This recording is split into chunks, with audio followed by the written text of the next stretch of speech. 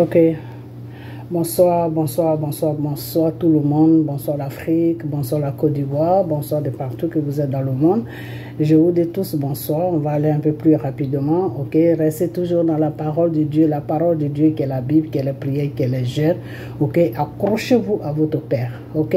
Voilà. Donc on va écouter Monsieur Babo pour son discours. Ok. Et après ça, on passe à la parole de Dieu. Alright. Pour Donc, une réclamation. Je vais le présenter, mais je ne vais pas trop rester le présenter parce que je dois brancher mon appareil, c'est décharger un peu. Il n'y avait pas meilleur moment ni meilleur endroit pour m'exprimer.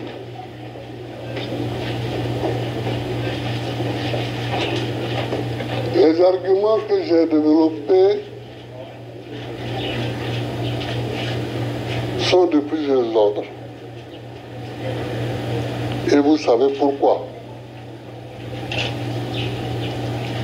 Parce que on n'a pas mis mon nom sur la liste électorale.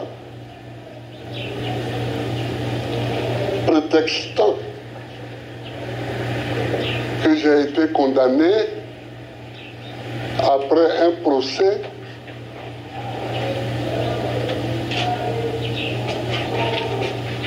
qui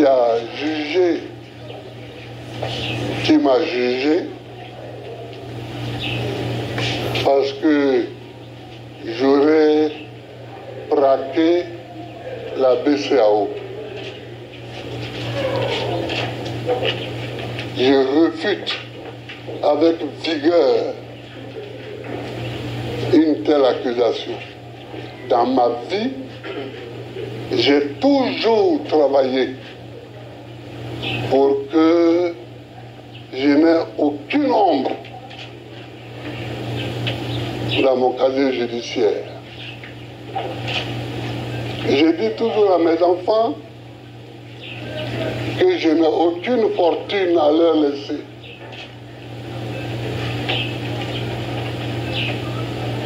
Mais que j'ai un nom. Amen. À leur laisser et un nom propre. Amen. Ok.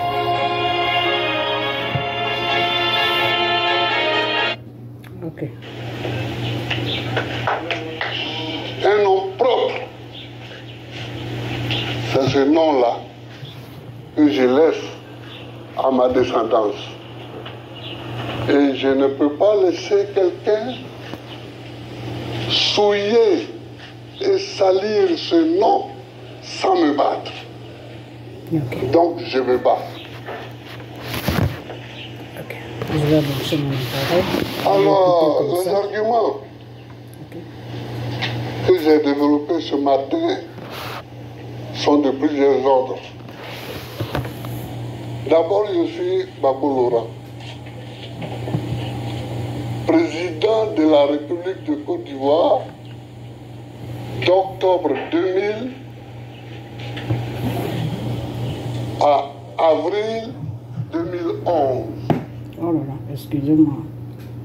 Je dois brancher sinon ça va se taire. Un ancien président de la République, n'importe comment. Et devant n'importe quel juge. Ok, il a dit on ne juge pas un ancien président de la République n'importe comment. Pour mettre en cause et pour juger un ancien président de la République et les présidents d'institutions. C'est une loi de 2005.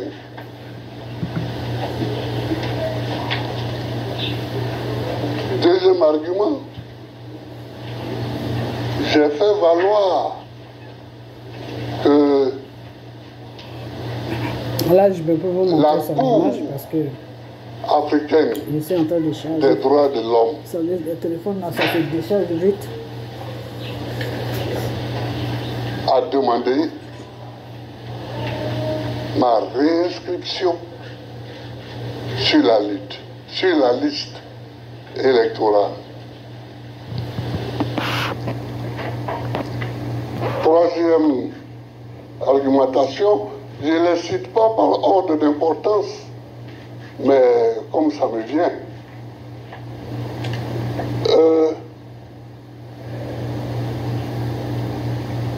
Je ne sais pas pourquoi on m'a jugé. Personne ne m'a convoqué. Parce que pour qu'il y ait un procès, l'accusé est convoqué. On lui remet une convocation. Là où il réside.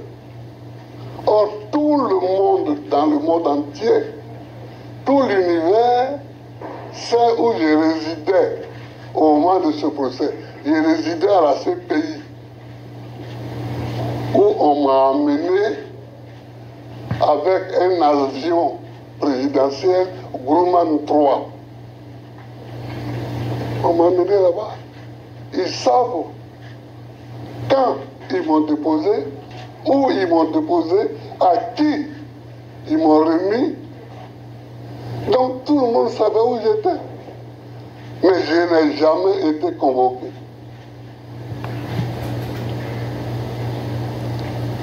Dire donc que je n'étais pas en Côte d'Ivoire n'est pas un argument.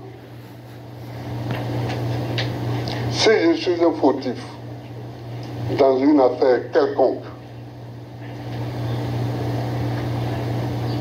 on me remet ma convocation. Là où je suis. Or, ceux qui m'ont jugé savent très bien là où j'étais.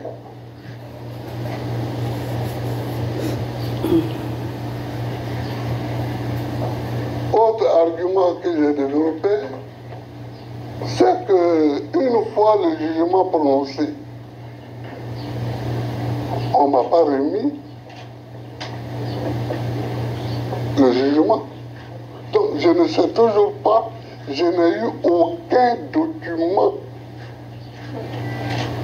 de ce procès. Jusqu'à présent, à l'heure où je vous parle, je n'ai eu aucun document ni avant le procès, ni après le procès. Est-ce que c'est ça qu'on appelle un procès? Un procès, il faut que l'accusé soit là. Il faut qu'il se défende. On m'a amené à la CPI, mais avec des tonnes d'accusations. Crimes contre l'humanité, crimes de guerre, viol, tout ça, mais j'étais là. Donc je me suis défendu. Et j'ai gagné. J'ai été acquitté. Ici, clandestinement, quand on apprend que je suis acquitté à la CPI, clandestinement,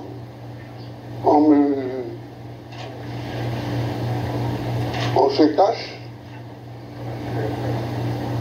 et on me met sur le dos une accusation. Non, c'est trop politicien, ce n'est pas digne d'être appelé un procès. C'est trop politicien. Moi, depuis que je suis revenu, vous voyez bien, je ne fais encore aucun coup contre personne. Parce que les coups, nous qui avons pour métier la politique, on sait en faire. On sait en recevoir, mais on sait aussi en donner. Mais j'ai décidé de ne pas donner de coups. Parce que le moment de coup est passé.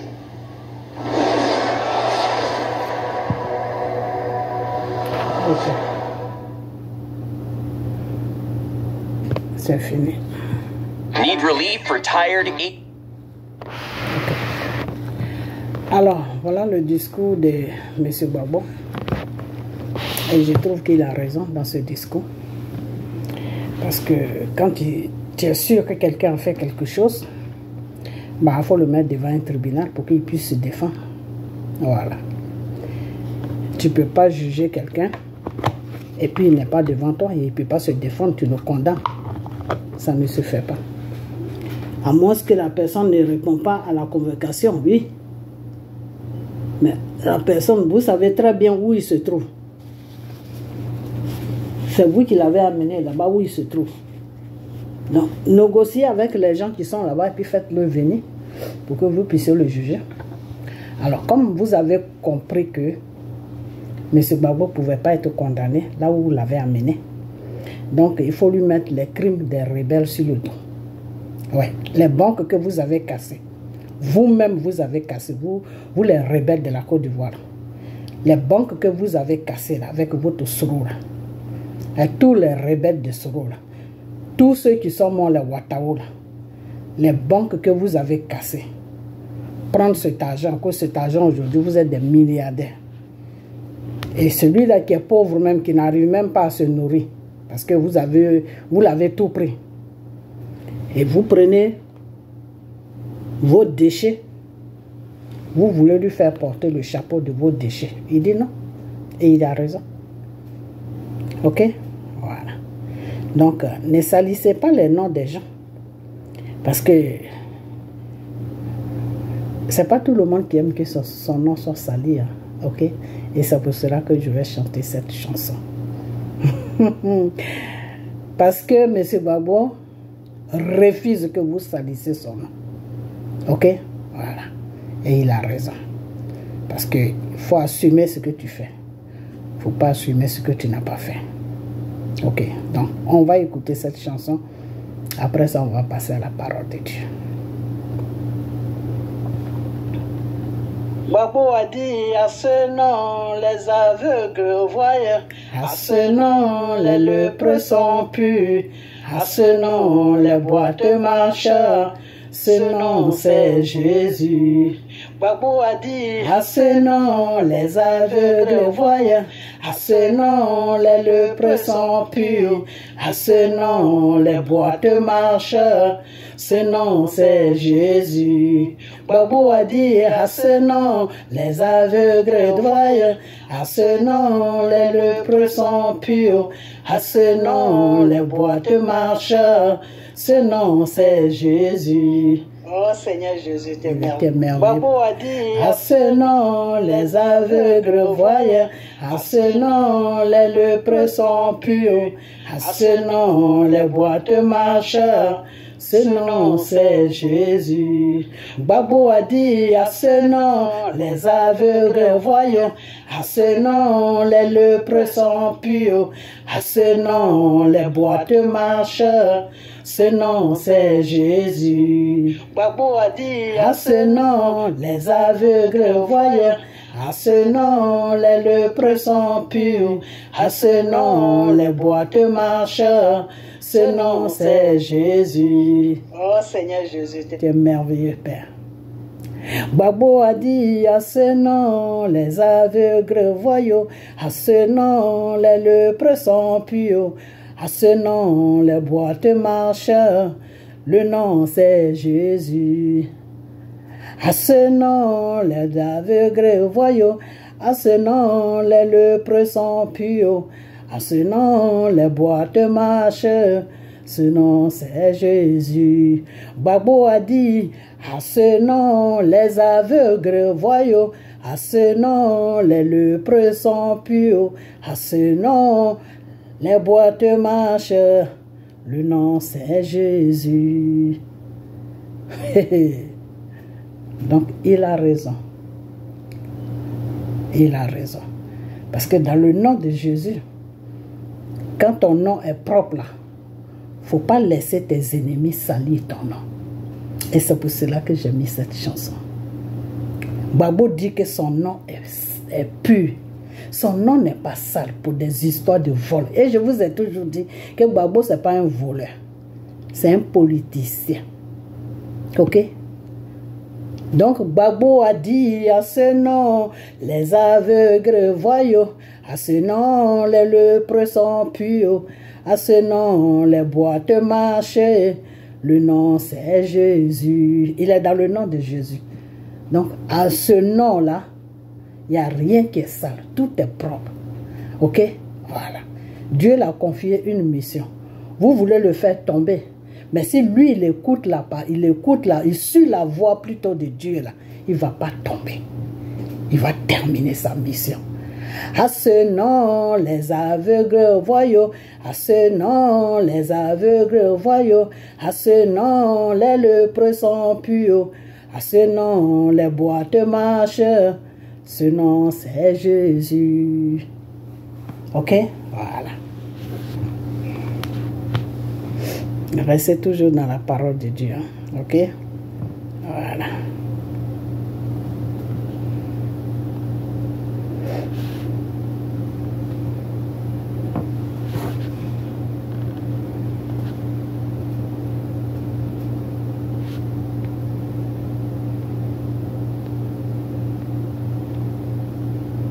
C'est trop facile.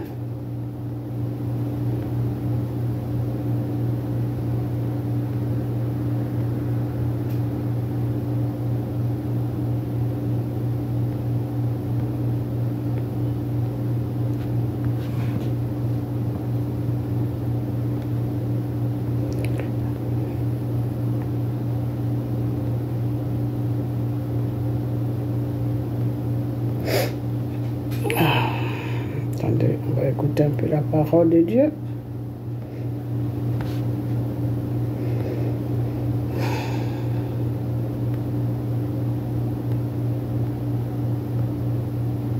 Excusez-moi, hein. J'ai calé la vidéo, mais je crois qu'elle s'est perdue. Donc on va la chercher tranquillement.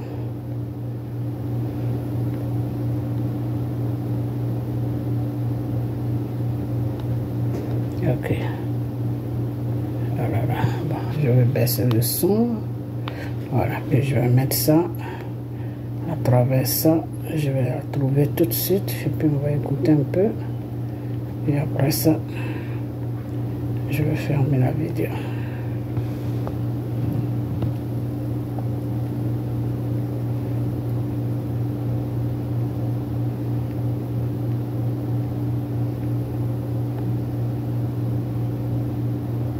Ok.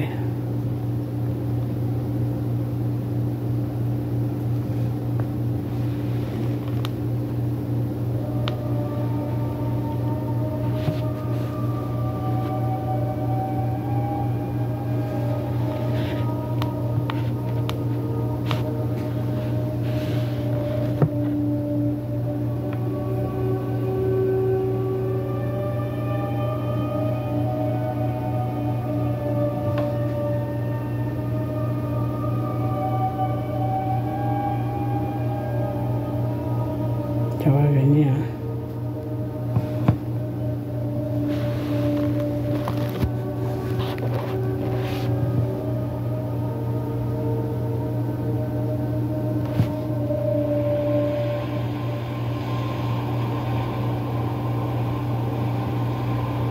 Au commencement était la parole. Et la parole était Dieu.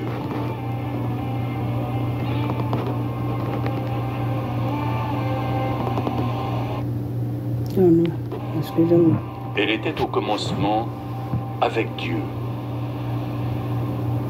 Toutes choses ont été faites par elle, et rien de ce qui a été fait n'a été fait sans elle. De la parole naissait la vie, et cette vie était la lumière de l'humanité. La lumière brille dans l'obscurité, mais l'obscurité ne l'a pas reçue.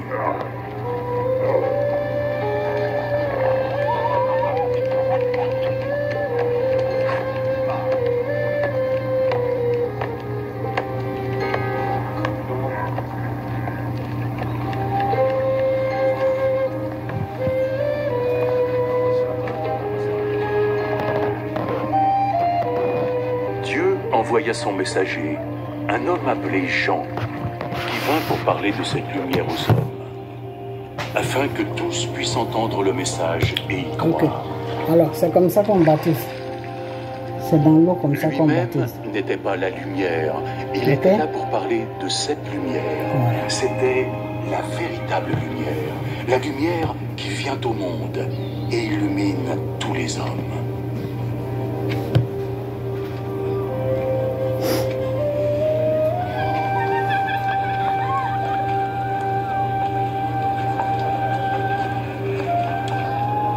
La parole était dans le monde, et Dieu a créé le monde à travers elle, mais le monde ne l'a pas reconnue.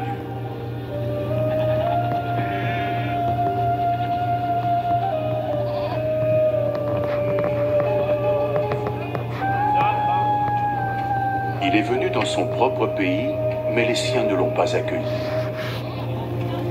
Cependant, certains lui ont ouvert leurs bras et ont cru en lui. Alors il leur a donné le droit de devenir des enfants de Dieu. Ils ne sont pas devenus des enfants de Dieu par nature. En fait, ils n'étaient plus les enfants de leur Père. Dieu était devenu leur propre Père.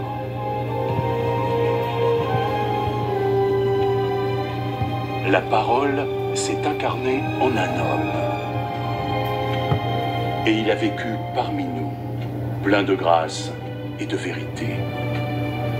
Nous avons vu sa gloire, la gloire qu'il a reçue en tant que Fils unique du Père. Il a parlé en son nom. C'est lui qui est unique, celui dont je parlais quand j'ai dit « Il vient après moi ». Mais il est bien plus grand que moi, parce qu'il existait bien avant que je naisse. Nous avons tous reçu la plénitude de sa grâce, une bénédiction après l'autre. Dieu nous a transmis la loi par Moïse, mais la grâce et la vérité sont venues par Jésus-Christ. Vous avez compris? Voilà. Personne n'a jamais vu Dieu. Le Fils unique qui est comme Dieu et aux côtés du Père est celui qui l'a fait connaître. Les autorités juives de Jérusalem envoyèrent des prêtres et des lévites à la rencontre de Jean. « Qui es-tu » Jean ne refusa pas de répondre, mais déclara ouvertement et distinctement « Je ne suis pas le Messie. » Alors qui es-tu? Ne serais-tu pas Élie? Non, ce n'est pas moi. Tu es le prophète? Non. Dis-nous alors qui tu es. Nous devons donner une réponse à ceux qui nous ont envoyés. Qu'as-tu à nous dire de toi-même? Jean répondit en citant le prophète Isaïe. Attendez, hein. Je suis la voix de celui qui crie dans le désert. Préparez un chemin pour la venue du Seigneur.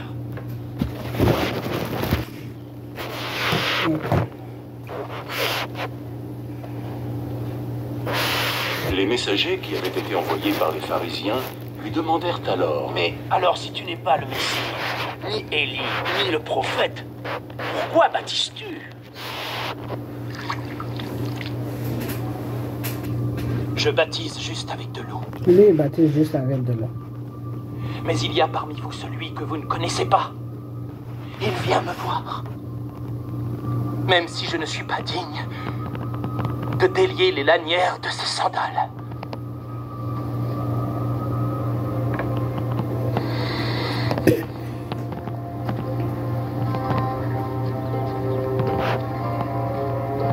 Tout cela se passait à Béthanie, sur la rive est du Jourdain, là où Jean baptisait.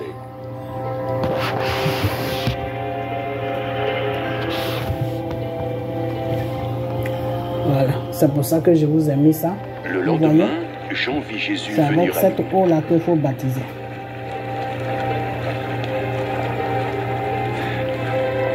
Là, voici l'agneau de Dieu qui enlève le péché du monde.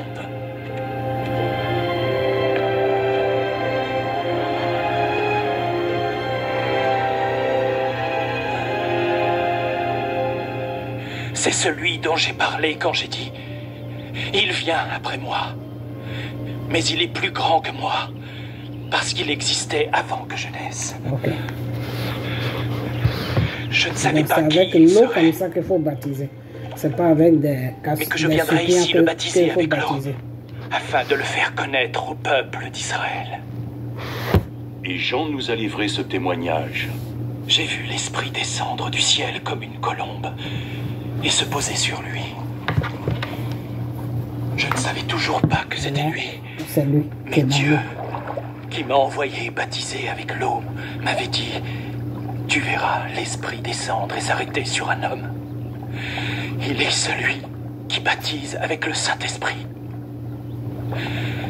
Je l'ai vu, et je vous le dis. Il est bien le Fils de Dieu. Voilà. C'est avec cette eau comme ça qu'il faut baptiser. C'est pas avec les barriques ou des basiques d'eau ou bien Jean était encore là, des, avec deux de ses disciples. Des soupières ou Quand je il ne sais vit quoi Jésus avec. passer près d'eux, C'est pas avec ça qu'il faut baptiser. Voilà l'agneau de Dieu. Dieu n'a pas fait de baptême comme ça. Alors, Les le deux baptême de disciples l'église l'entendirent catholique, prononcer quand on ces prend paroles, les et petites ils suivirent Jésus. verres pour verser l'eau sur la tête, là. Ça, c'est le baptême de Satan. C'est pas le baptême de Dieu.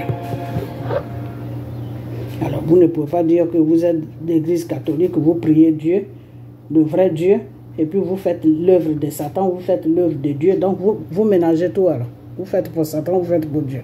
C'est grave, hein? Jésus se retourna et vit qu'il le suivait. Que cherchez-vous? Je bouge à chaque fois parce que Où est-ce que tu vis? mon truc est déchargé. Ce mot signifie maître. Venez. Vous verrez. Rabbi à l'hébreu, ça veut Il dire était maître. alors près de 4 heures de l'après-midi. Ils le suivirent et virent où il habitait. Et ils passèrent le reste de la journée avec lui. L'un d'eux était André, le frère de Simon-Pierre.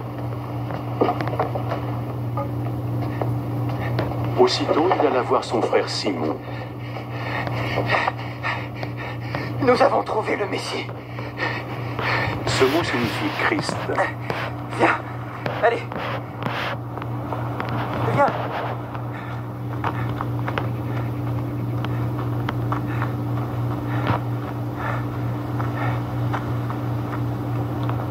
Puis il conduisit Simon jusqu'à Jésus.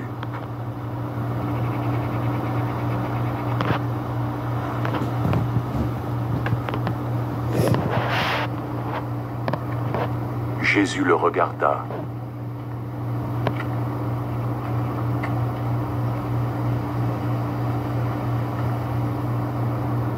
Ton nom est Simon, fils de Jean. Mais on t'appellera Céphas. C'est pareil que Pierre. Ça veut dire une pierre. Ok. Je vais vous mettre autre chose. Ok. Le jour suivant, Jésus décida de se rendre en Galilée.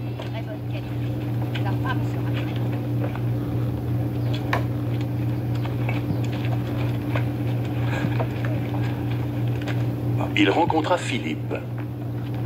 Ça, on va terminer ça un autre jour. Ok. Il lui dit, Viens avec moi. Philippe était de Bethsaïda, On va la plutôt ville où mettre ça. André et Pierre vivaient. Attends, c'est quoi? Voilà. On va plutôt mettre ça. Ok. Parce que ça saigne un peu. Ok. Philippe alla Ça trouver saigne un peu. Nathanaël. Donc, on va arrêter ça. Et puis on va plutôt mettre ça parce que ça saigne un peu. La prochaine fois, on va terminer ça. Alright? Voilà. Excusez-moi. Pour la publicité. L'humeur de Pierre de l'époque. C'est plutôt ça saigne. C'est un Il était enseignement. frappé par la douleur. L'autre, c'est pour apprendre comment. Il ne demandait quand plus de Jésus est venu sur futur la terre, ou qu'est-ce qui s'est bénédiction passé, quelconque. tout. La prochaine fois, on va jouer ça. Il Quand ne le cherchait téléphone pas sera le bien profit, chargé. Ok? le bonheur, la gloire ou la fortune du monde. Et ne cherchait qu'à vivre Jésus, c'est plus juste, de sens à pour sa vous vie. dire comment, quand il est venu Ce sur qui la terre, revenait comment il à a payer fait, l'amour de comment Dieu le en monde l'a retour. refusé, tout. Et de On consacrer va à faire ça Dieu demain plutôt. Demain ce matin. qu'il avait de On va faire plus ça. précieux. Parce que Puis c'est un peu long. il serait satisfait dans son cœur. Mais ça, Il c'est un priait enseignement. souvent Jésus en ces termes. Voilà. Seigneur Jésus-Christ, une fois je t'avais Voici, je qu'il pense- devenait agile. je pense- Après avoir entendu cela, Jésus suivit cette personne. Excusez-moi, je n'ai pas fait le commencement. Excusez-moi. La vidéo va être un peu zigzag, c'est pas grave. Comment Pierre est-il arrivé à connaître Jésus? Voilà. Ça, c'est un enseignement plutôt. Écoutez ça. Pendant tout le temps que Pierre a passé avec Jésus, il a vu de nombreuses qualités adorables en Jésus, de nombreux aspects dignes d'émulation, et beaucoup qui l'ont édifié. Bien que Pierre ait vu l'être de Dieu en Jésus à bien des égards, et a noté beaucoup de qualités aimables, au début, il ne connaissait pas Jésus. Pierre a commencé à suivre Jésus quand il avait 20 ans, et a continué ainsi avec lui 6 années durant. Pendant ce temps, il n'avait jamais eu la connaissance de Jésus, mais était prêt à le suivre par pure admiration pour lui. Quand Jésus l'appela d'abord sur les rives de la mer de Galilée, il demanda « Simon, fils de Jonas, es-tu prêt à me suivre ?» Pierre lui répondit « Je dois suivre celui qui a été envoyé par le Père céleste.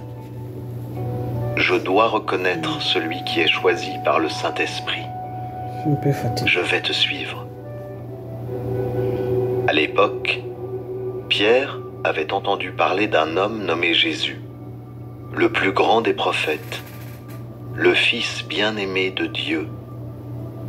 Et Pierre mourait d'envie de le retrouver, espérant avoir un peu de chance pour le rencontrer, parce que c'est ainsi qu'il était conduit par le Saint-Esprit. Bien qu'il ne l'ait jamais vu, et n'ait seulement entendu que des rumeurs à son sujet, le désir et l'admiration pour Jésus grandissaient peu à peu dans son cœur. Et souvent, il avait très envie de se mettre un jour à la recherche de Jésus. Et comment Jésus a-t-il fait appeler Pierre? Lui aussi avait entendu parler d'un homme appelé Pierre. Et ce n'est pas que le Saint-Esprit lui avait demandé « Va à la mer de Galilée, tu y trouveras celui qui s'appelle Simon, fils de Jonas. » Jésus entendit quelqu'un dire qu'il y avait un nommé Simon, fils de Jonas, et que les gens avaient suivi son sermon, que lui aussi prêchait l'évangile du royaume des cieux, et que les gens étaient tous tellement émus lorsqu'ils l'entendaient prêcher. Après avoir entendu cela, Jésus suivit cette personne, et il se rendit à la mer de Galilée.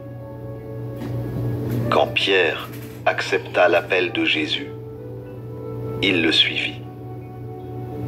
Pendant tout ce temps, à la suite de Jésus, il avait beaucoup d'idées de lui et le jugeait toujours selon son propre point de vue. Bien qu'il eût un certain degré de compréhension des choses de l'esprit, Pierre n'était pas très éclairé. D'où sa parole quand il dit « Je dois suivre celui qui a été envoyé par le Père céleste. Je dois reconnaître celui qui est choisi par le Saint-Esprit. » Il ne comprenait pas les choses que Jésus faisait et n'avait reçu aucun éclairage.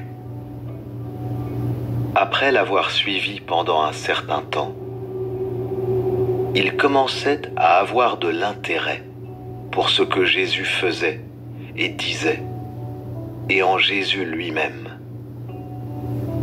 Il est arrivé à croire que Jésus suscitait à la fois de l'affection et du respect. Il aimait s'associer à lui et rester à ses côtés.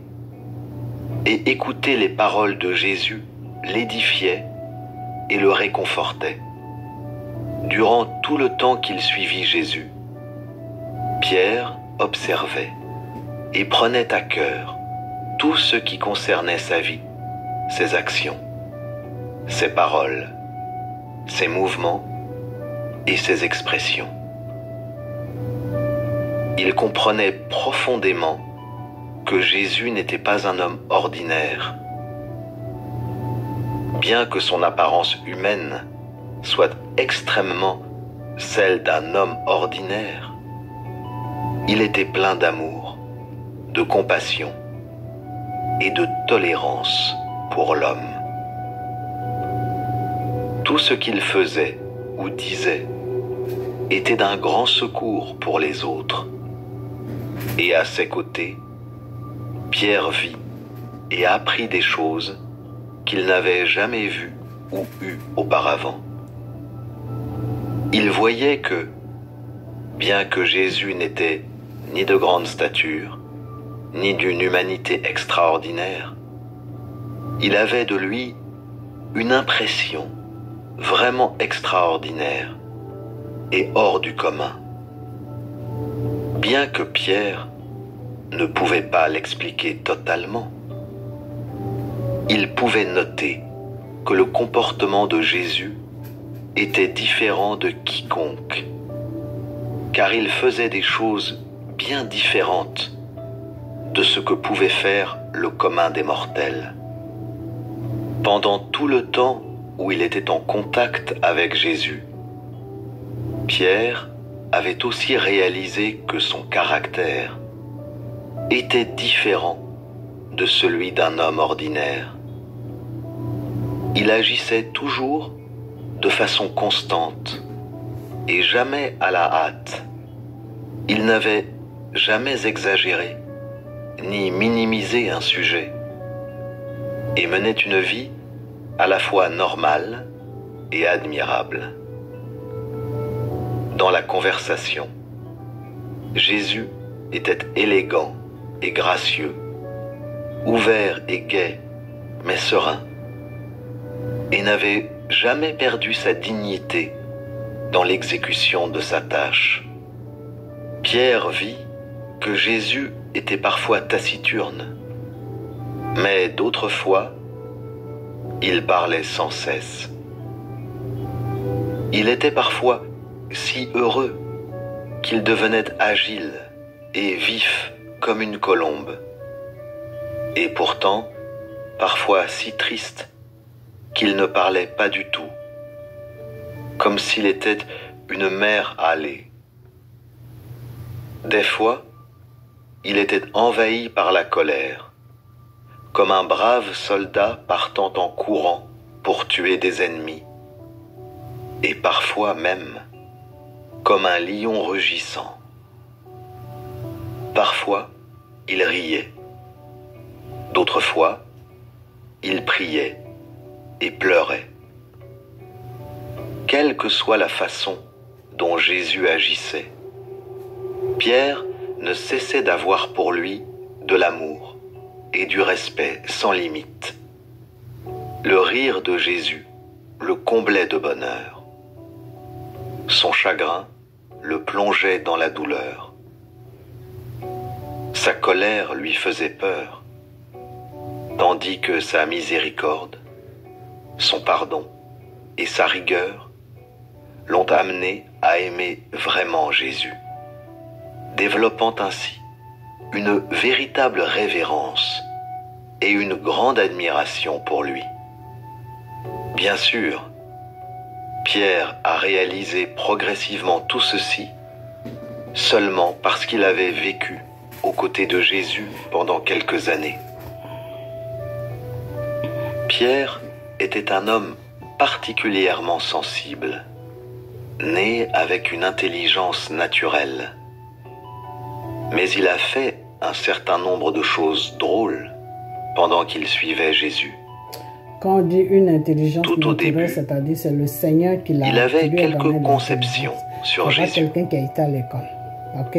Il demanda « Les gens disent que vous êtes un L'intelligence de prophète. Dieu, c'est ce qu'on appelle Alors, l'intelligence naturelle. Quand vous aviez 8 ans et que vous étiez assez mûr pour comprendre les choses, saviez-vous que vous étiez Dieu? Saviez-vous que vous étiez conçu par le Saint-Esprit? Jésus répondit, « Non, je ne savais pas. Ne suis-je pas, à tes yeux, comme un homme ordinaire? Je suis le même que toute autre personne.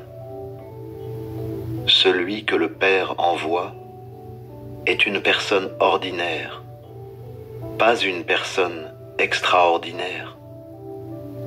Et bien que le travail que je fais représente mon Père céleste, mon image, ma personne et ma chair ne peuvent pas pleinement représenter mon Père céleste, mais seulement une partie de lui.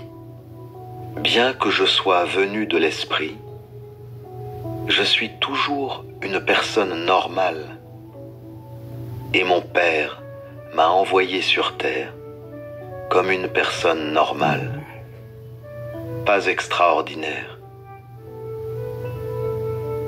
C'est seulement quand Pierre entendit cela qu'il comprit un peu qui était Jésus. Et ce n'était qu'après qu'il ait passé des heures et des heures à suivre le travail de Jésus, son enseignement, sa vie pastorale et son endurance, qu'il a davantage su qui était Jésus.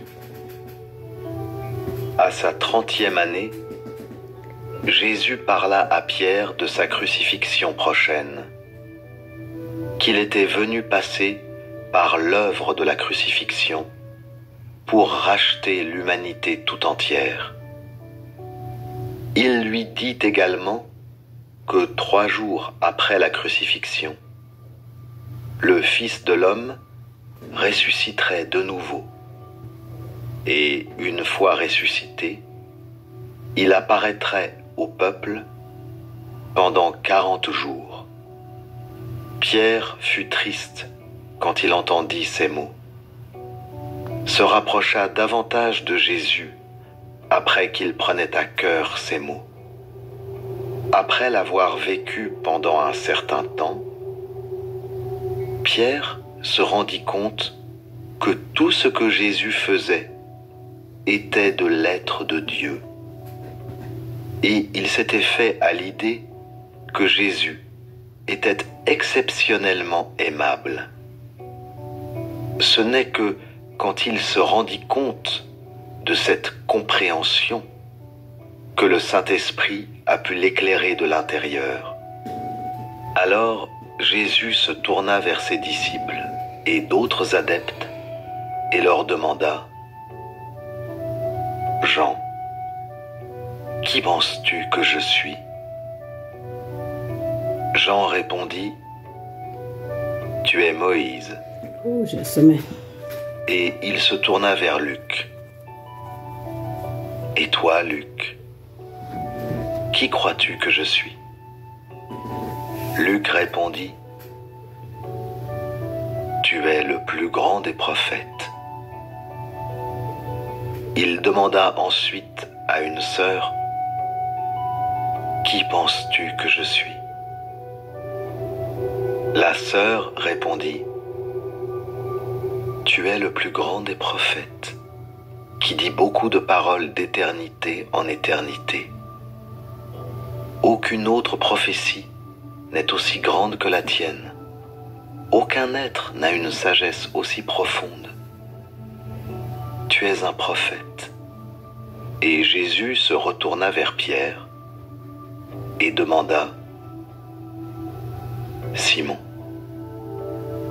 qui penses-tu que je suis ?» Pierre répondit, « Tu es le Christ, le Fils du Dieu vivant. Tu viens du ciel. Tu n'es pas de la terre. Tu n'es pas de même que les créations de Dieu. Nous sommes sur la terre, et tu es ici avec nous. Mais tu viens du ciel. Tu n'es pas du monde, et tu n'es pas de la terre. » C'était grâce à son expérience que le Saint-Esprit l'avait éclairé. ce qui lui a permis de parvenir à cette compréhension. Après cet éclairage, il admirait encore plus tout ce que Jésus avait fait. Il pensait qu'il était encore plus aimable et était toujours réticent dans son cœur à l'idée de se séparer de Jésus. Donc, la première fois que Jésus se révéla lui-même à Pierre, après qu'il ait été crucifié et ressuscité, Pierre pleura de bonheur exceptionnel. « Seigneur, tu es ressuscité. » Puis, en pleurant, il attrapa un poisson extrêmement gros, le cuisit et il le servit à Jésus. Jésus rit, mais ne dit mot. Bien que Pierre sache que Jésus était ressuscité, il ne comprenait pas le mystère qui était tout autour. Quand il donna le poisson à Jésus pour le manger, Jésus ne refusa pas, et pourtant, il ne dit mot et ne s'assit point pour manger du poisson, mais disparut soudainement. Ce fut un grand choc pour Pierre, et alors seulement a-t-il compris que le Jésus ressuscité était différent du Jésus d'avant.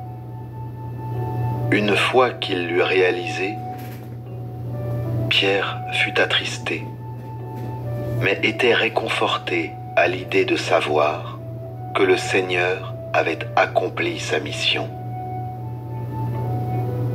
Il sut que Jésus avait accompli sa mission, que son séjour parmi les hommes était terminé, et que l'homme devrait dès lors emprunter son propre chemin.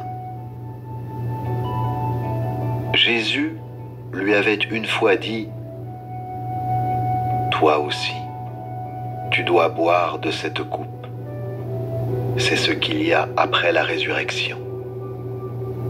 Toi aussi, tu dois fouler le chemin par lequel je suis passé. Tu dois abandonner ta vie pour moi. » Contrairement à aujourd'hui, le travail, à ce moment-là, ne prenait pas la forme d'une conversation de face à face. Au cours de l'ère de la grâce, l'œuvre du Saint-Esprit était très cachée, et Pierre souffrait de beaucoup de difficultés et arrivait parfois à s'exclamer « Dieu, je n'ai rien d'autre que cette vie. Bien que cela ne vaille pas grand-chose devant toi, je souhaiterais la dédier à toi. Bien que les hommes ne soient pas dignes de t'aimer, et que leur amour et leur cœur soient sans valeur, je crois que tu peux percevoir l'intention dans le cœur des hommes. Et même si les corps des hommes ne correspondent pas à ton acceptation, je te prie d'accepter mon cœur. » Après avoir prononcé ces prières, il reçut des encouragements, surtout quand il a prié « Je consacrerai tout mon cœur à Dieu. » Même si je ne suis pas capable de faire quoi que ce soit pour Dieu, je satisferai loyalement Dieu et me consacrerai à lui sans réserve. Je crois que Dieu doit regarder mon cœur. Il disait « Je ne demande rien d'autre dans ma vie, mais que mes pensées d'amour pour Dieu et le désir de mon cœur soient acceptés par Dieu. J'étais avec le Seigneur Jésus depuis si longtemps, mais je ne l'aimais pas. Ceci est ma plus grande dette.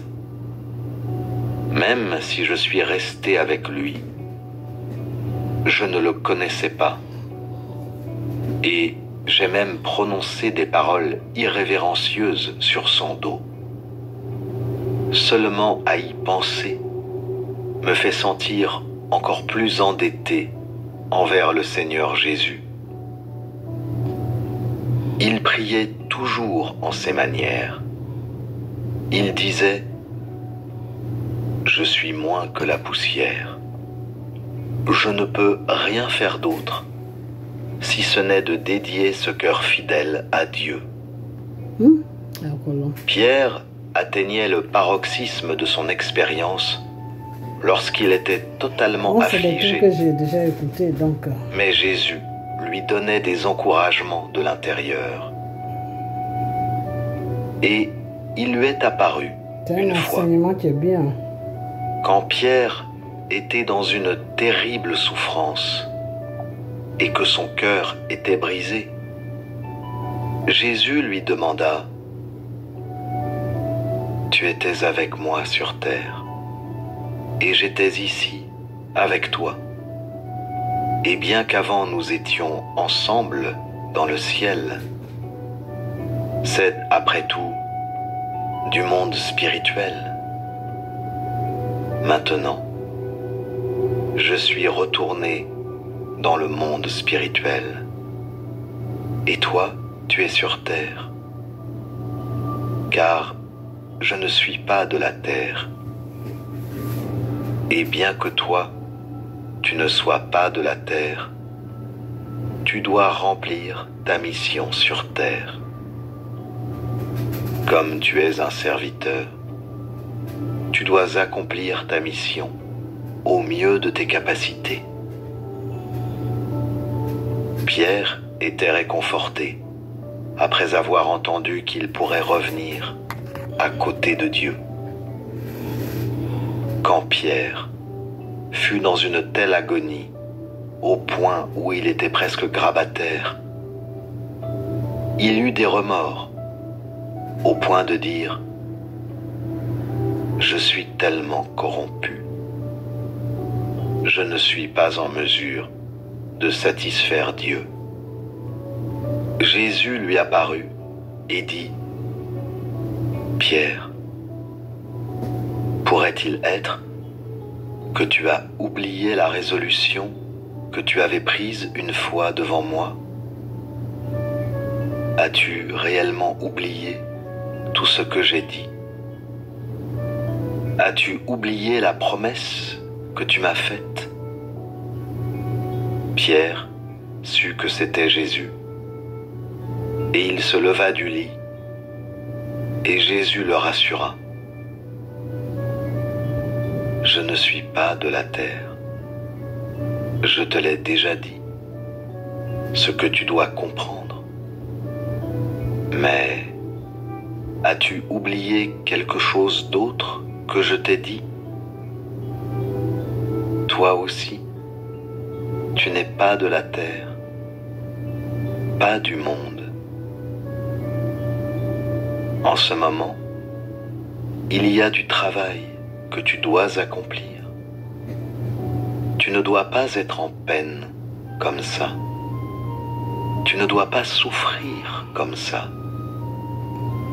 Bien que les hommes et Dieu ne puissent pas coexister dans le même monde, j'ai mon travail et toi tu as le tien.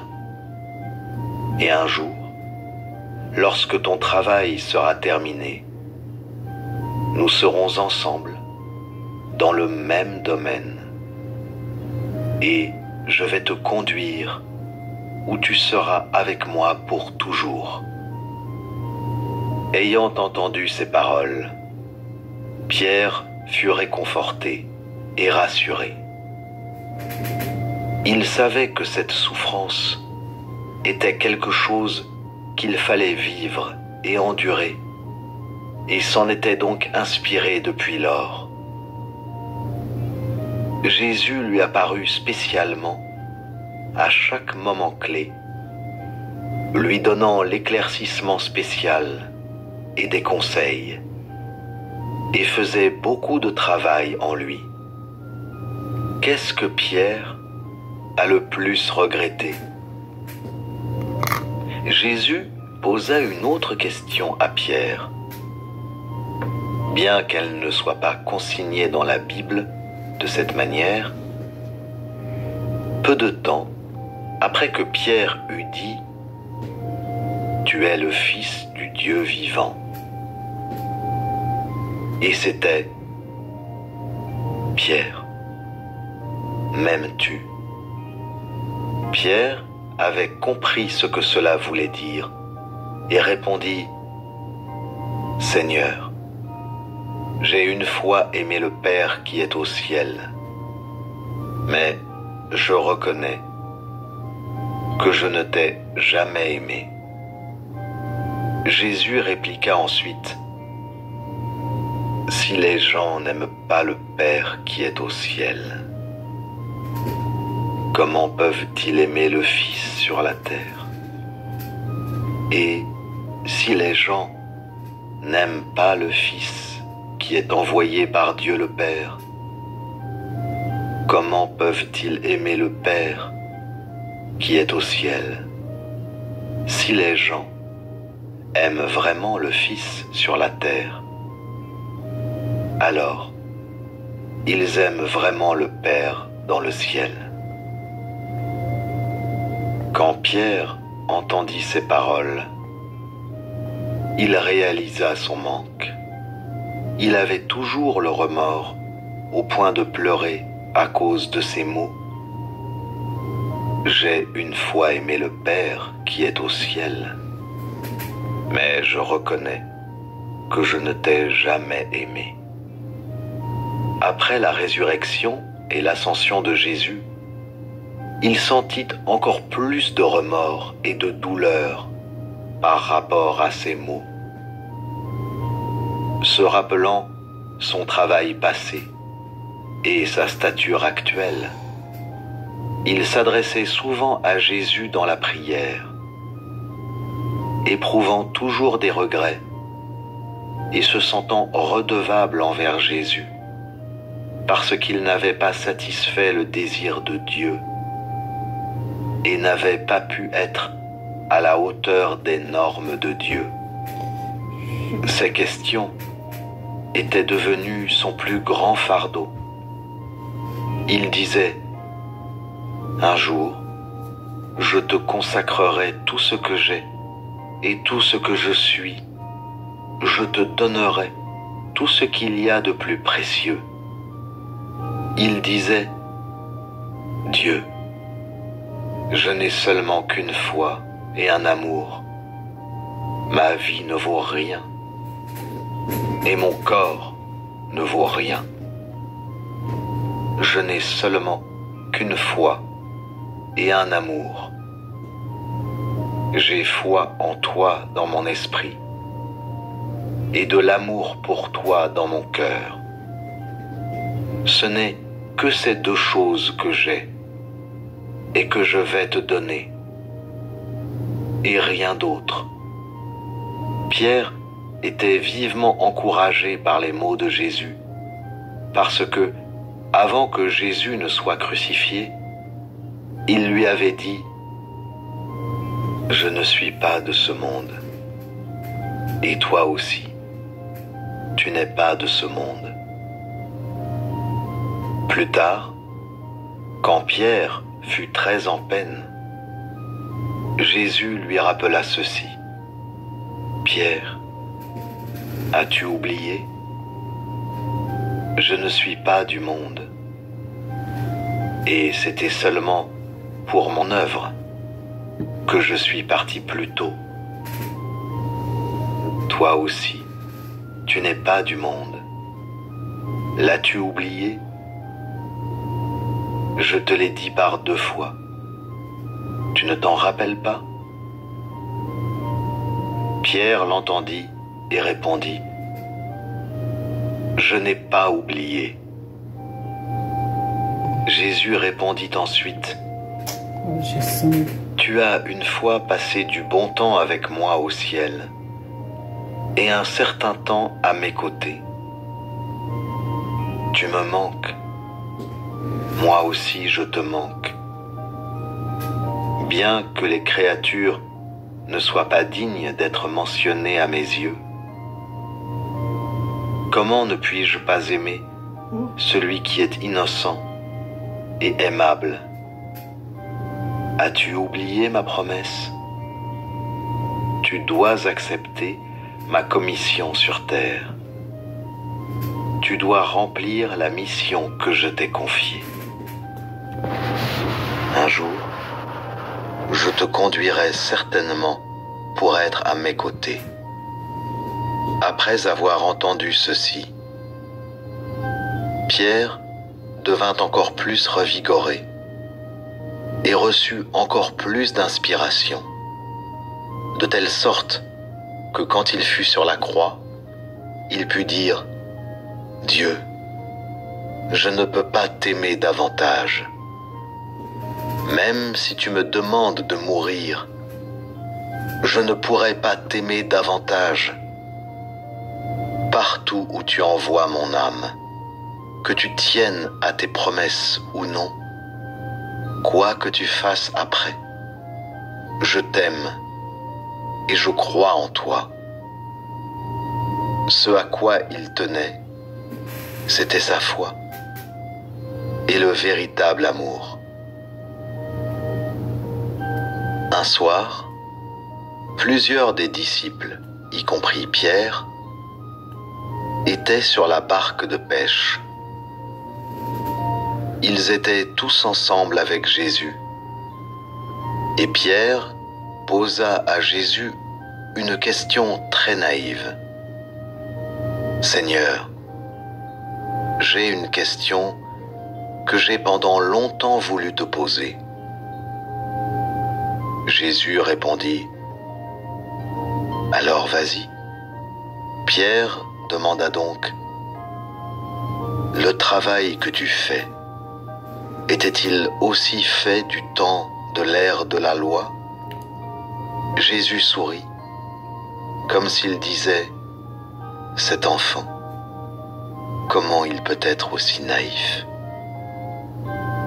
Il continua délibérément, « Ce n'était pas le mien, c'était l'Éternel et Moïse qui travaillaient. » Pierre entendit cela et s'exclama, « Oh, donc ce n'était pas ton œuvre. » Une fois que Pierre l'eut dit, Jésus ne parla plus. Pierre se disait à lui-même, « Ce n'était pas toi qui le faisais, donc pas étonnant que tu sois venu pour abolir la loi, étant donné qu'elle n'était pas ton œuvre. » Son cœur était aussi apaisé. Ensuite, Jésus se rendit compte que Pierre était assez naïf, mais parce qu'il n'avait aucune connaissance à l'époque, Jésus ne dit plus rien d'autre ou ne le réfuta pas directement. Un jour, Jésus délivrait un sermon dans une synagogue et beaucoup de gens y étaient présents, y compris Pierre, pour l'entendre prier. C'est ce que Dieu lui a appris, l'intelligence que Dieu lui a donnée, c'est tout ce qu'il sait, les trucs des spirituels. Il ne connaît pas grand-chose, ok? Après, je vais vous expliquer si je n'oublie pas. Jésus dit, « Celui qui viendra d'éternité en éternité fera le travail de rédemption au cours de l'ère de la grâce, de racheter l'humanité tout entière du péché. Mais il ne sera pas contraint par un quelconque règlement pour sortir l'homme du péché. Il sera en marge de la loi et entrera dans l'ère de la grâce. il rachètera l'humanité tout entière. Il marchera à grands pas de l'ère de la loi vers celui de la grâce. Mais pourtant, personne ne le connaissait, celui qui est venu de l'Éternel. Le travail que Moïse avait accompli était confié par l'Éternel. Moïse a écrit la loi à cause du travail que l'Éternel avait accompli. Une fois qu'il le dit, il continua. Ceux qui ont aboli les commandements de l'ère de la grâce au cours de l'ère de la grâce connaîtront la calamité. Ils doivent se tenir dans le temple et recevoir la destruction de Dieu.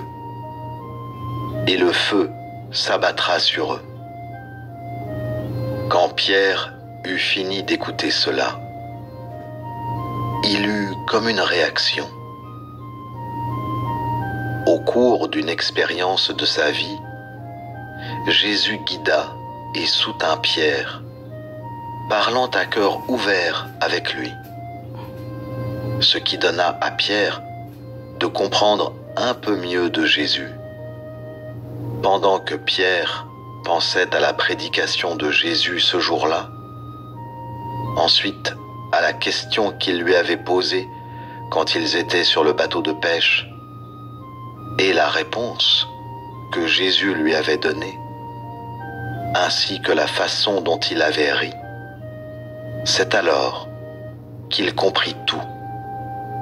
Par la suite, le Saint-Esprit éclaira Pierre, et c'est seulement à travers cela qu'il put comprendre que Jésus était le Fils du Dieu vivant.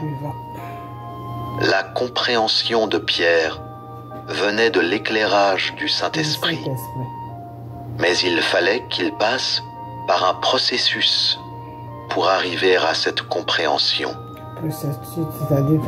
C'était à travers les questions qu'il posait, l'écoute de la prédication de Jésus, puis en recevant la communion, ainsi que la vie pastorale spéciale de Jésus, que Pierre a pu réaliser que Jésus était le Fils du Dieu vivant. Ce n'était pas du jour au lendemain. C'était un processus. Et c'est devenu pour lui une aide pour ses expériences ultérieures. Pourquoi Jésus ne réalisa pas le travail de perfection chez les autres, mais seulement chez Pierre? Parce que seul Pierre comprit que Jésus était le Fils du Dieu vivant. Et personne d'autre ne le savait. Bien qu'il y eût beaucoup de disciples qui connaissaient bien plus, durant tout le temps passé à le suivre, leur connaissance était superficielle. Voilà, c'est ce que je vous avais dit hier. Ceci est la raison pour laquelle Pierre fut choisi par Jésus comme exemple qu'il fallait perfectionner. Voilà, c'est ce que je vous avais dit hier. Ce que Jésus dit à Pierre à l'époque, c'est ce qu'il dit aux gens aujourd'hui, et dont la connaissance et l'entrée dans la vie doivent atteindre celle de Pierre. Voilà, c'est ce que je vous avais dit. C'est en conformité avec cette exigence et ce chemin que Dieu perfectionnera tout le monde.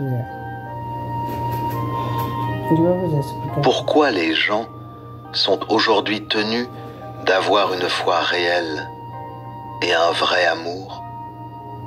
Ce que Pierre a vécu, vous aussi, vous devez le vivre.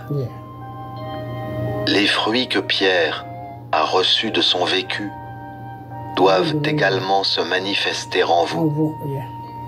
Les souffrances par lesquelles Pierre est passé, vous aussi, vous devez y passer. Le chemin sur lequel vous marchez, c'est le même que Pierre a foulé. La souffrance que vous endurez, c'est la même que Pierre a endurée. Lorsque vous recevez la gloire et quand vous vivez une vraie vie, alors vous vivez à l'image de Pierre. Le chemin est le même. Et c'est par rapport à ce chemin que l'on est perfectionné.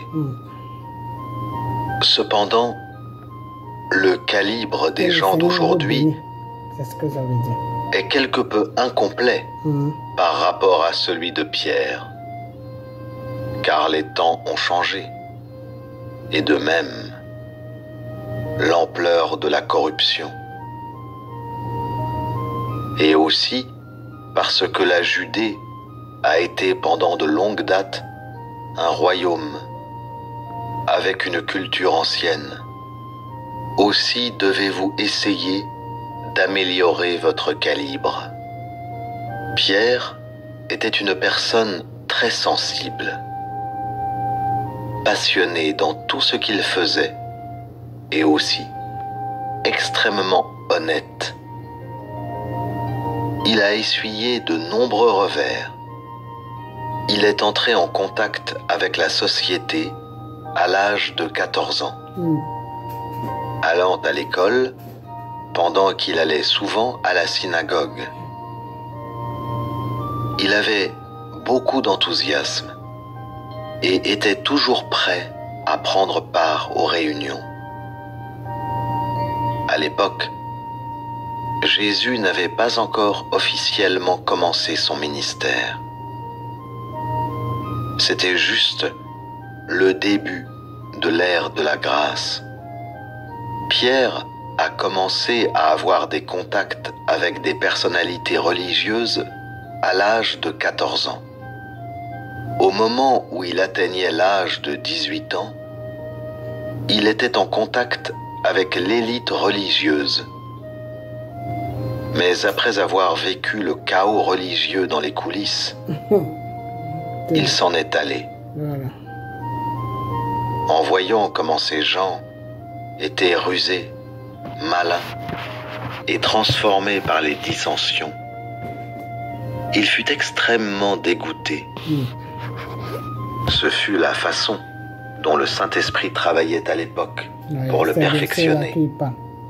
Il l'a particulièrement ému et a fait un travail spécial en lui.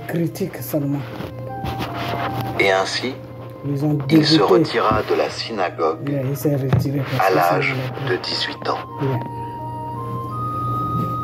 Ses parents l'avaient persécuté et n'avaient pas voulu le laisser rentrer dans la foi. Ils appartenaient au diable et n'avaient pas la foi. Enfin, Pierre quitta la maison et voyageait à volonté, pêchant et prêchant pendant 2 ans, au cours desquels il avait également conduit quelques personnes justes. Maintenant, tu dois être en mesure de voir clairement le chemin que Pierre avait choisi. On va arrêter, c'est fini. Si tu l'as clairement vu, alors tu as pu déterminer le travail qui est en train d'être accompli aujourd'hui, de sorte que tu ne te plaignes pas ou ne sois pas passif. Ou alors, n'aurais-tu pas envie de quoi que ce soit? Tu dois ressentir l'humeur de Pierre de l'époque.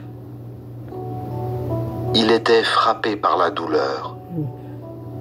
Il ne demandait plus de futur ou bénédiction quelconque. Il ne cherchait pas le profit, le bonheur, la gloire ou la fortune du monde, et ne cherchait qu'à vivre plus de sens à sa vie, ce qui revenait à payer l'amour de Dieu en retour, et de consacrer à Dieu ce qu'il avait de plus précieux. Puis, il serait satisfait dans son cœur. Il priait souvent Jésus en ces termes. Seigneur Jésus-Christ, une fois je t'avais aimé, mais je ne t'aimais pas véritablement. Bien que j'eusse dit que j'avais foi en toi, je ne t'ai jamais aimé avec un cœur sincère. Je t'admirais, t'adorais, te manquais seulement. Mais jamais je t'aimais ou n'avais vraiment foi en toi. Il priait toujours pour prendre sa résolution. Il était constamment encouragé par les paroles de Jésus et les convertissait en motivation. Plus tard, après une période d'expérience, Jésus le mit à l'épreuve, le poussant à le désirer davantage. Il disait, « Seigneur Jésus-Christ, combien tu me manques, et j'ai très envie de te voir, j'ai trop de défauts, et je ne peux pas être digne de ton amour. Je te prie de me prendre avec toi très tôt. Quand est-ce que tu auras besoin de moi?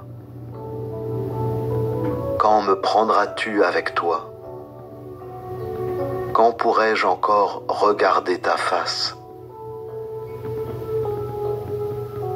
Je ne souhaite plus vivre dans ce corps, continuer à être corrompu,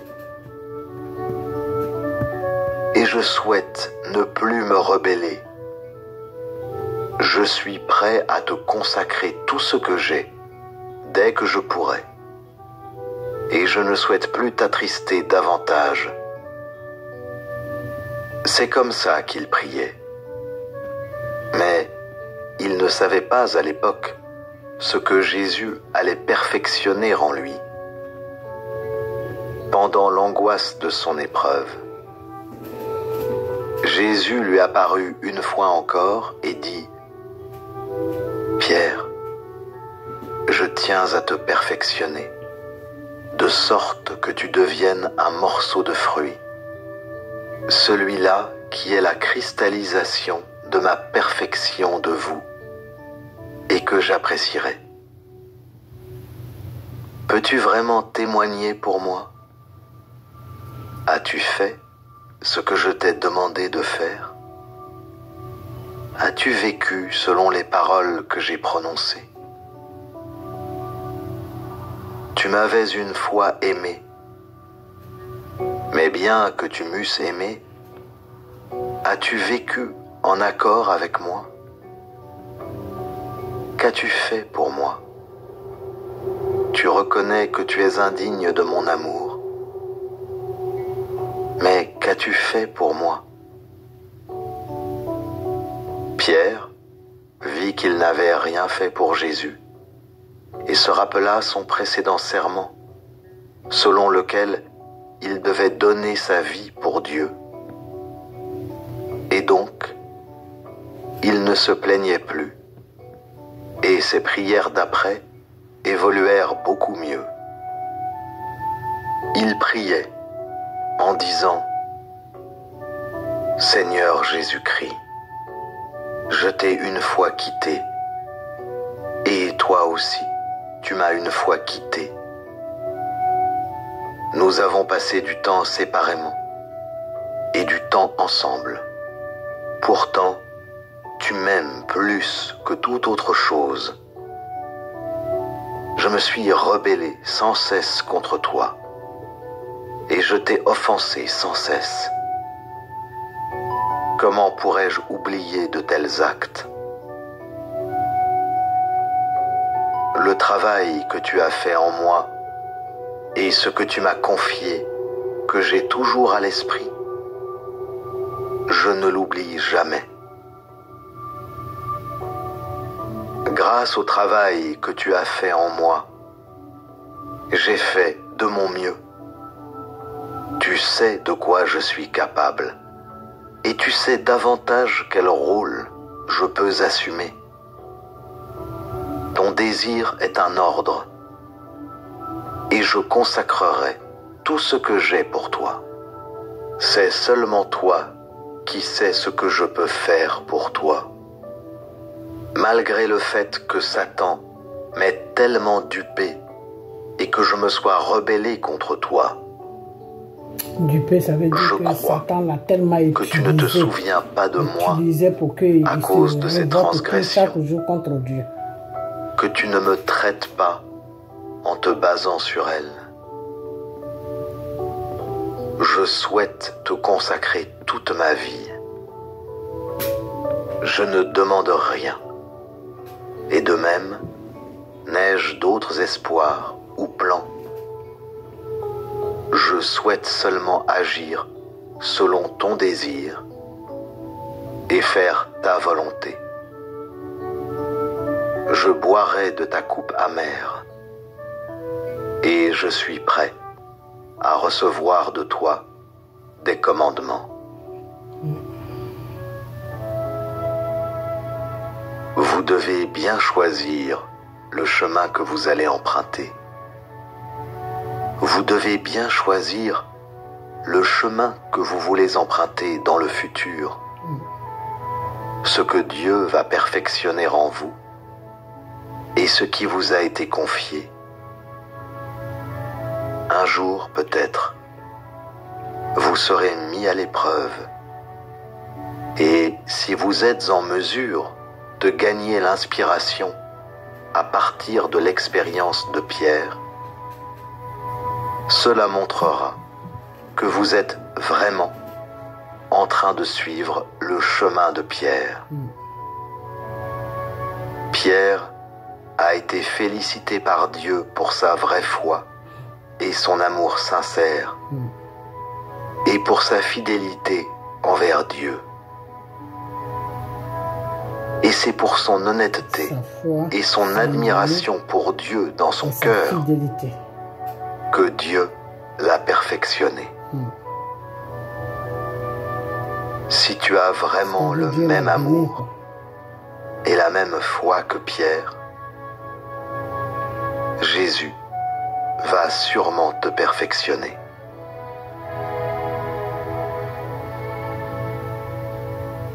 Okay.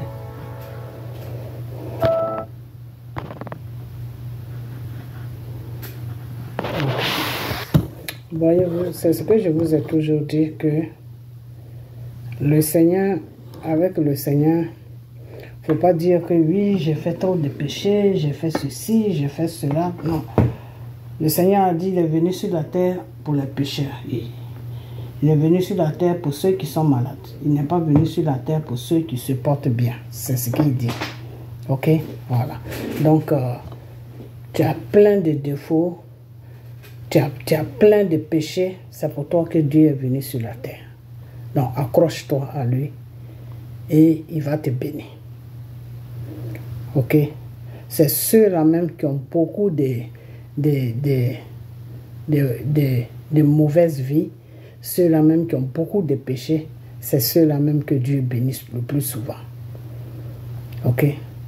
Mais lui, Dieu, tout ce qu'il te demande, change ta façon de vivre. Même si c'est dur, il faut essayer. Il faut essayer, il faut t'accrocher à lui. Il faut te battre.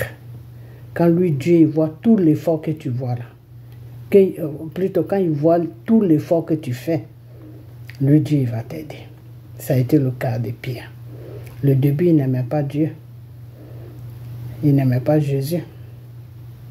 Il le suivait comme ça. Mais avec le temps, il a commencé à l'aimer. Et il a regretté toutes les mauvaises pensées qu'il avait sur Dieu. Mais Satan l'a beaucoup fatigué.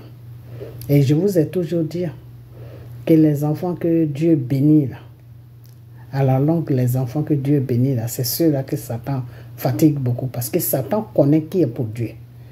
Quand Satan te fatigue beaucoup, ça veut dire que tu es pour Dieu. Mais ta vie est désordonnée. Mais tu es pour Dieu. Ça a été le cas de Pierre. Il était pour Dieu, mais sa vie était désordonnée. Ok? Il pensait que c'est à l'église qu'il pouvait trouver Dieu. Il n'a pas pu trouver Dieu là-bas parce que tous les pasteurs ou les prêtres qui étaient là-bas ne suivaient pas la voie de Dieu. C'était des gens qui critiquaient seulement. Ok? C'était des gens, pour eux, c'était pas des gens avec qui tu pouvais rester pour aimer Dieu. Non. Eux, ils étaient dans une religion. Ok? Là, ils faisaient la religion. C'est pour ça que je vous ai dit que l'église catholique n'appartient pas à Dieu. Parce que l'église catholique est dans la religion. Tu vas voir les gens de l'église catholique qui vont te dire, oui, on va faire des recherches sur Dieu. Dieu n'est pas une histoire pour faire des recherches sur lui. Dieu n'est pas un bouquin où on fait des recherches pour comprendre. Dieu, il est réel. Il faut le vivre réel. Ok? Il faut le vivre. Ok? Tu ne fais pas des recherches sur lui. Ok? Voilà. Donc, souvent, c'est les religions, les gens qui sont dans la religion qui pensent comme ça. Oui, on va faire des recherches sur Dieu. Et les religions, souvent, c'est des gens qui aiment beaucoup critiquer. Ok? C'est des gens qui pensent qu'ils connaissent tout alors qu'ils connaissent rien. Ok? Et c'est des gens qui vont toujours vous faire penser qu'ils connaissent tout de Dieu, qu'ils prient vraiment le vrai Dieu alors qu'ils sont complètement à côté de la plaque. Ok? Ça a été le cas de Pierre. Il pensait que c'est à l'église qu'il pouvait trouver, parce que l'église c'est synagogue. Il pensait que c'est là-bas qu'il pouvait trouver Dieu, mais après il s'est rendu compte que c'était du n'importe quoi là-bas. Il était obligé de sortir de là-bas. Et c'est dans sa vie de chaque jour qu'il a rencontré l'amour de Dieu. Et il a vraiment donné sa vie à Dieu. Ok? C'est ce que je vous ai toujours dit. Tu n'as pas besoin de t'attacher à un homme de Dieu pour chercher Dieu et pour le connaître. Tu peux chercher Dieu toi seul. C'est ta détermination et ton amour et ta foi. C'est tout. Et tu crois vraiment que celui qui t'a créé, il existe. Il est à côté de toi. Mais crée une situation pour que la foi et l'amour et ta détermination puissent venir. Et puis ce Dieu-là va se présenter dans ta vie. Ok? Voilà. Donc, suivez toujours la bonne voie.